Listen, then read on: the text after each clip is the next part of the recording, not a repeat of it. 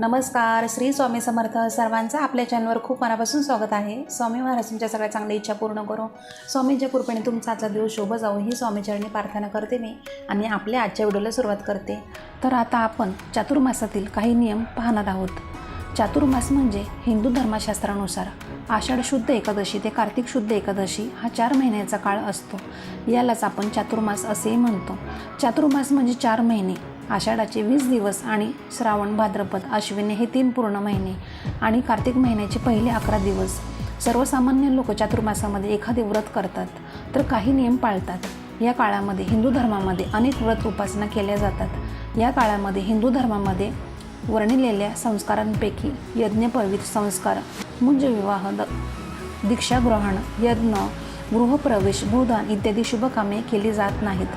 तर यंदाच्या चातुर्मासामध्ये तुम्हाला यापैकी एक नियम तुम्ही नक्की पाळायचा आहे. तर चातुर्मासामध्ये 4 महिने दररोज तुळशीसमोर हळदीने स्वस्तिक काढावे.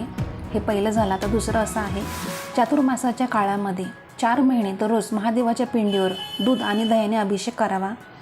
नंबर 3, चातुर्मासाच्या काळामध्ये 4 महिने दररोज शक्य असल्यास तुळशीसमोर तुपाचा दिवा लावा.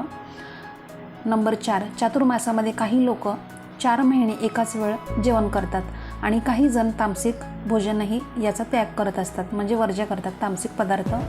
नंबर 5, चातुर्मासामध्ये प्रत्येक मंगळवारी आणि शुक्रवारी एक सुवासिनी स्त्रीची नित्यनियमाने आपण ओटी भरावी. नंबर 6, चातुर्मासामध्ये 4 महिने सुंदरकांड, गीता आणि रामायणाचं पठण करावे. माणसांच्या जीवनासाठी हे खूप फलदायी ठरते.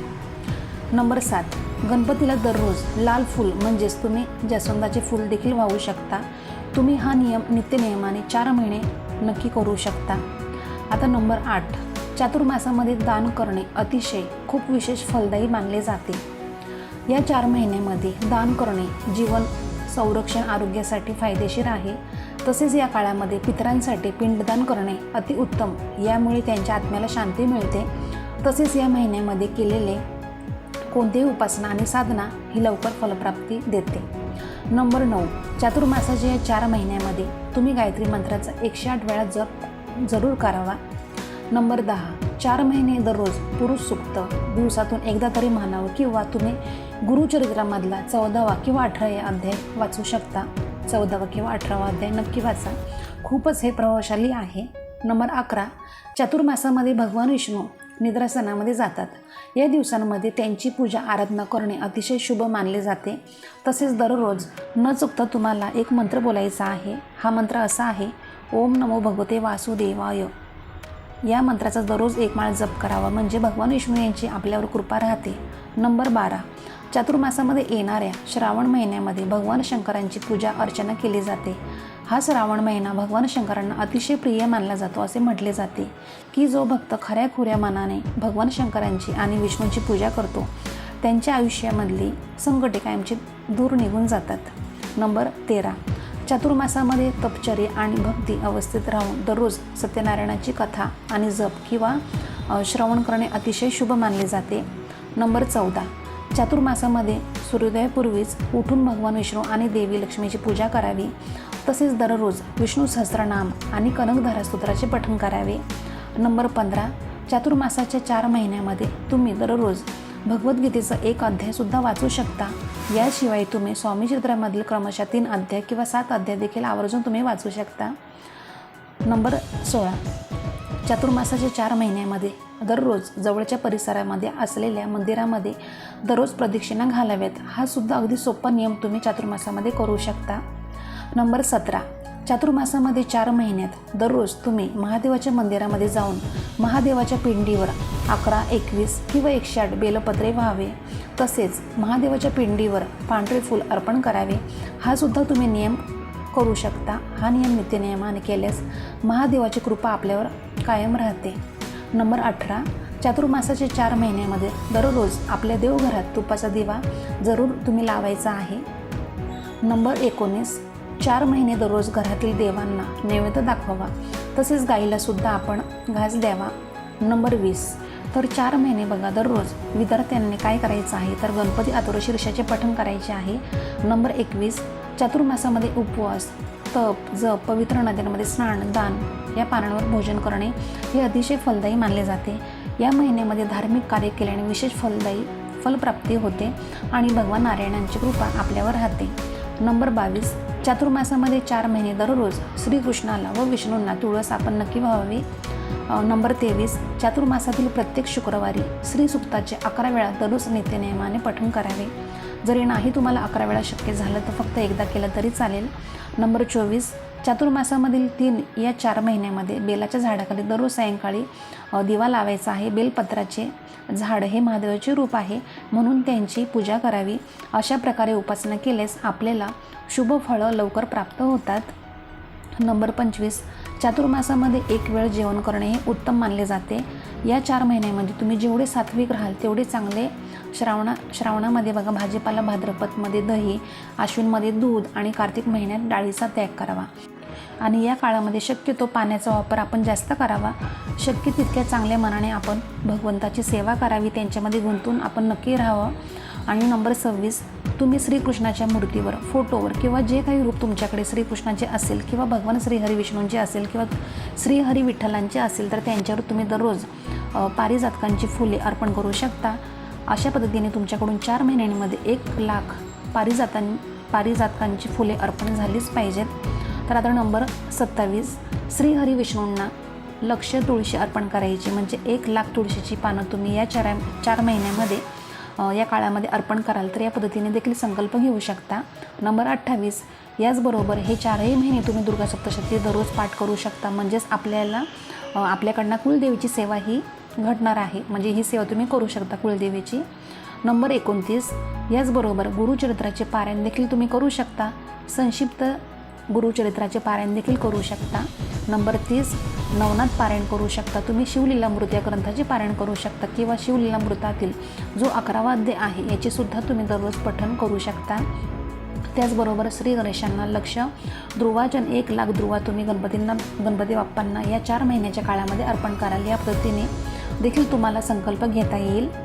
नंबर 31, आषाढी एकादशीपासून ते कार्तिक एकादशीपर्यंत महादेवाला 4 महिन्यांमध्ये 1 लाख पांढरे फुले अर्पण करतात. म्हणजेच रोजच काही असं ठरलेलं नाही की रोज 1000-2000 असं काही नाही.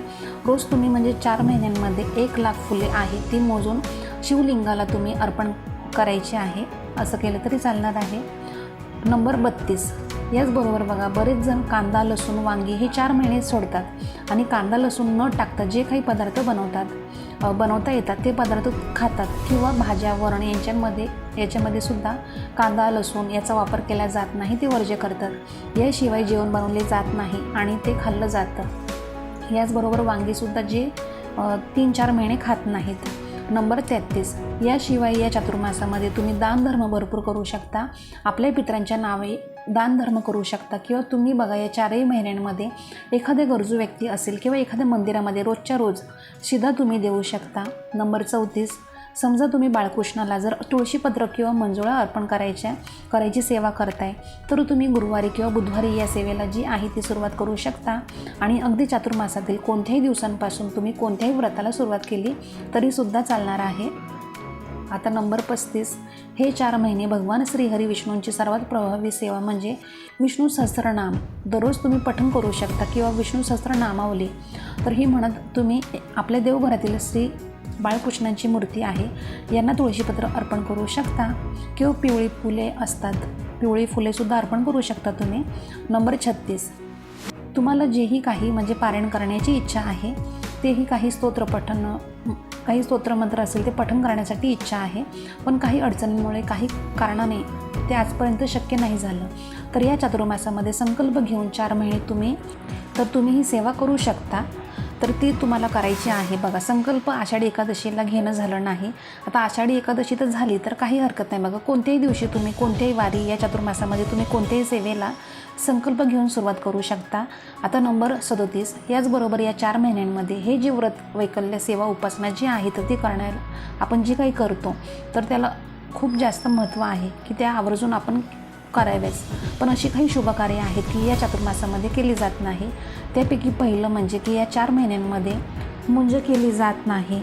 लग्न केलं जात नाही, यज्ञ केलं जात नाही आणि गृहप्रवेशसुद्धा केला जात नाही. तुम्ही स्वतःचं घर घेतलं असेल आणि गृहप्रवेश करण्याचा विचार करत असाल तर तुम्ही आषाढी एकादशीपासून ते देवउठणी एकादशीपर्यंत नवीन घरामध्ये वास्तुशांती किंवा गृहप्रवेश करू शकत नाही. तुम्हाला थोडंसं थांबावं लागेल. अशा प्रकारे चातुर्मासातील या नियमाचे पालन केल्यास आपलं आरोग्य सुधारेल, मासिक पीडा नाहीशी होईल आणि सर्व इच्छा आकांक्षा पूर्ण होतील. तसेच सर्व प्रकारच्या पापांचा नाश होईल. सर्व प्रकारच्या मानसिक विकारांचा नाश होऊन मानसिक दृढता प्राप्त होते. तसेच आपल्याला पूर्वजांचे आशीर्वाद हे प्राप्त होतात.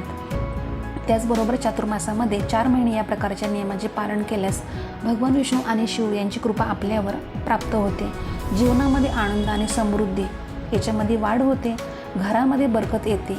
तसेच आत्मविश्वास, त्याग, समर्पण आणि संयम ही भावना विकसित होते. त्यामुळे या चातुर्मासामध्ये हे 4 महिने या नियमाचे पालन नक्की करावं. तर आज मी तुम्हाला जे काही नियम सांगितले तर तुम्हाला जेवढे शक्य होईल तेवढे तुम्ही पाळू शकता. आणि बघा, सेवासुद्धा महत्त्वाची आहे, तर सेवासुद्धा नक्की करायचा प्रयत्न करा. तुम्हाला जे शक्य होईल ना ते नक्की पारायण करायचा प्रयत्न करा. तर तुम्हाला ही माझी आजची महत्त्वपूर्ण माहिती कशी वाटली हे मला नक्की कमेंटमध्ये कळवा. अशाच नवनवीन माहिती जाणून घेण्यासाठी आपल्या चॅनलला नक्की लाईक करा, सबस्क्राईब करा, व्हिडिओ शेअर करा जास्तीत जास्त आणि एक कमेंट नक्की करा. तर आपण दररोज अशाच नवीन व्हिडिओमध्ये भेटत जाऊ. तर आजचा व्हिडिओ मी आपल्या स्वामी समर्थ महाराजांनी रुजू करते आणि इथे समाधी. धन्यवाद. श्री स्वामी समर्थ.